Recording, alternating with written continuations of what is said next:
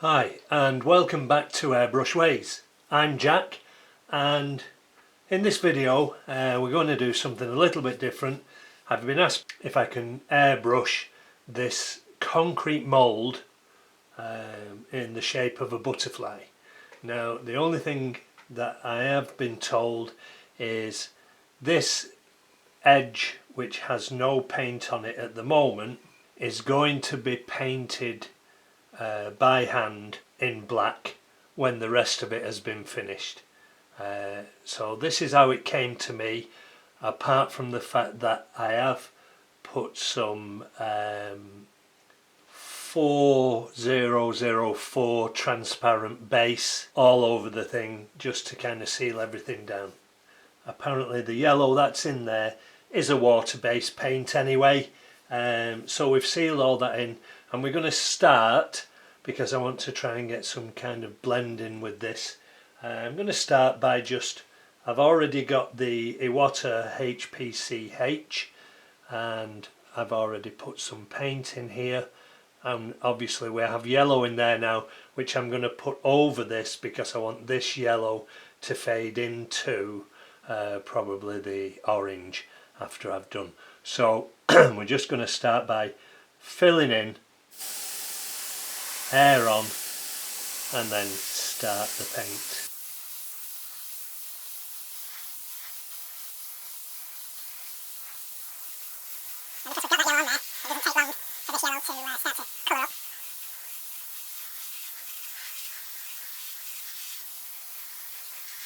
And the fact that this edge will be painted afterwards by hand with a brush, it doesn't matter how far up over this edge we go, because the black will actually cover anything that's in its way. An opaque black that'll be painted over the edge.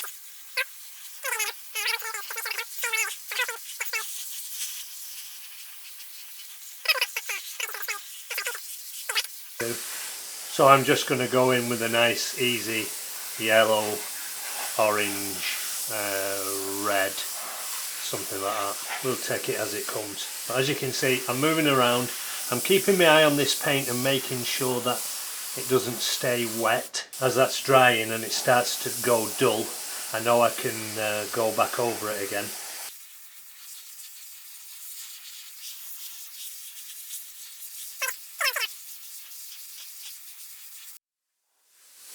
I've actually got the needle cap on there. I don't normally have. I'm going to take that off because it makes life so much easier when it comes to tip dry, although that doesn't seem too bad at the moment. Carry on, might as well lay this. I've still got plenty of paint left in there. We might as well lay this on.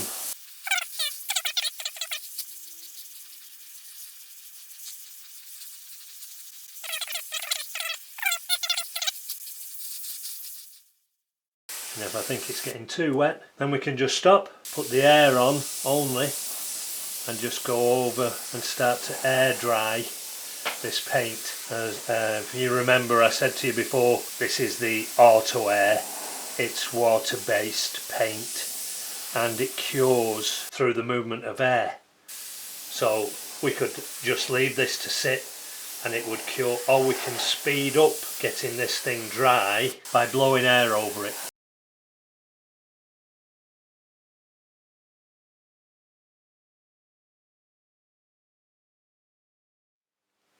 So we've still got plenty of yellow in here, although I am going to put the orange in here first.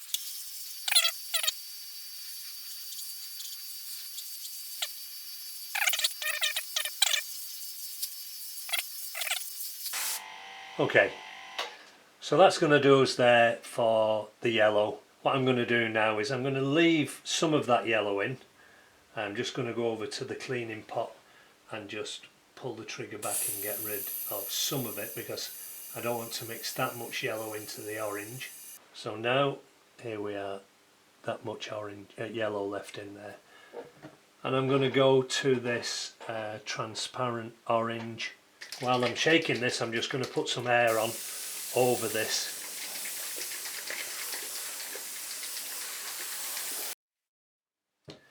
Just as normal when I'm using this paint, what I'm using is the 40-12 reducer, 40-30 balancing clay. That makes up on average around 30% of the mix. And then 70% is the paint. Sometimes I'll go a little bit more if I'm wanting to reduce the paint some. I could go as much as 50% paint and then 50% of 40-12 and 40-30. So I'm going to put the orange now inside here with the yellow.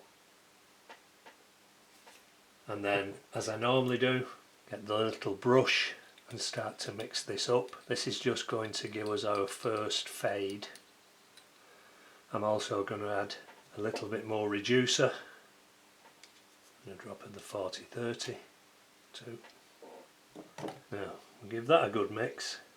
If you remember, when I paint black, white, whether I'm painting any of the other colours, even though I give this a really good mix in there, but I get into the habit of just taking it over to the pot, spraying in a little bit, and I know that's going to get rid of the yellow from out of there, and then I'll just test. Okay, so now we're starting to come through with that mix of orange and yellow. I'm going to leave this little bit in here kind of as the yellow middle.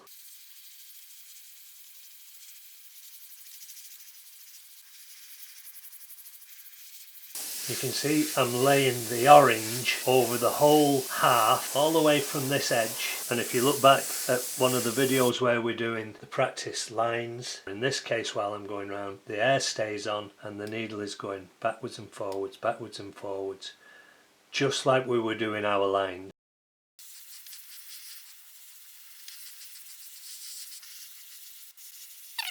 You can see how we're getting that fade from the orange into the yellow. So all I'm going to do now is just give this thing a little bit of air and dry it off. Okay, so we're going to go in and give it another coat.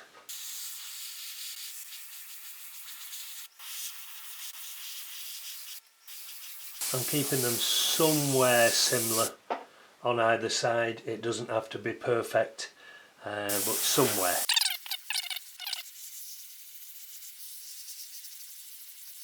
I'm running about 30 psi on the compressor. The MAC valve is fully open and you already know the mix. We could probably have done this a little bit quicker with semi-opaque paint, but it's nice to use transparent, and we get a kind of nice fade with the transparent when the orange starts to go over the yellow. Even though I'm going to be putting red at this top end, I'm still going over it with the orange. I'm not missing out, because when I come to fade, I'm just doing air now, when I come to fade it, I want the orange underneath. Starting to look nice, and although I was asked to do this, it's always good to do a little bit of something different. Painting a concrete mould wouldn't be the norm, but it just shows you, and it's giving me a little bit of practice, showing you guys out there what we can do with our airbrush.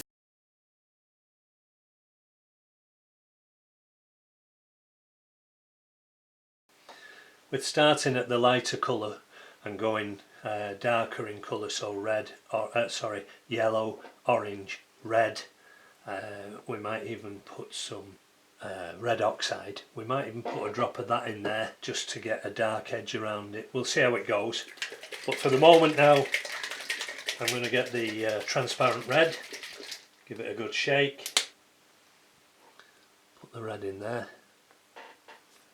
and then of course we need to just add reducer 40-12 and a couple of drops of 40-30. Okay, and then mix this thing up. Okay.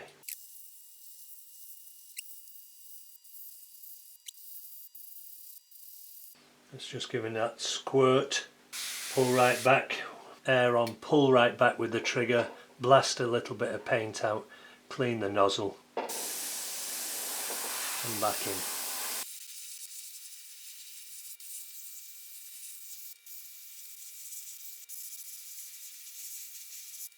Now we'll dry it off and we'll just do one more final blend, a light coat of red.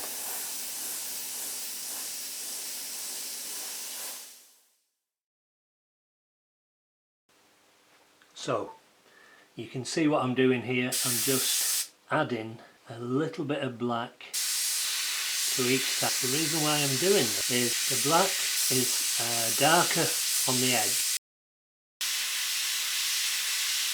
Okay, so with those in there now,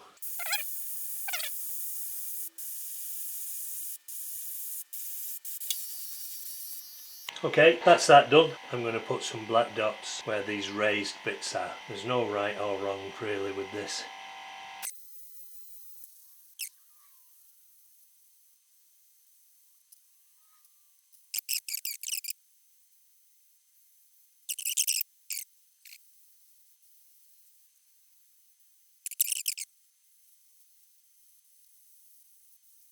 If you've enjoyed that, please give me a thumbs up and subscribe to this channel.